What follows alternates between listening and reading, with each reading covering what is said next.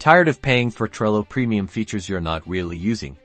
Let's get that subscription canceled and save you some money. First, log into your Trello account. Once you're in, look towards the upper right corner of your screen. You should see your profile icon or initials. Click on it.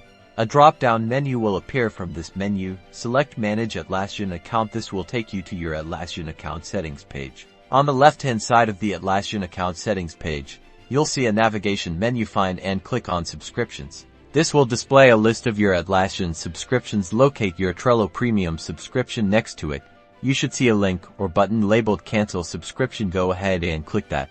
You'll be taken to a confirmation page where Trello will likely ask you to confirm your decision. It may also outline what happens when you downgrade. Read the information carefully, and if you're sure you want to proceed, click the final confirmation button. And that's it. Your Trello Premium subscription is now canceled. You'll revert to the free Trello plan once your current billing cycle ends. Consider exploring power-ups if you need extra features on the free plan. Don't forget to like and subscribe for more Trello tips.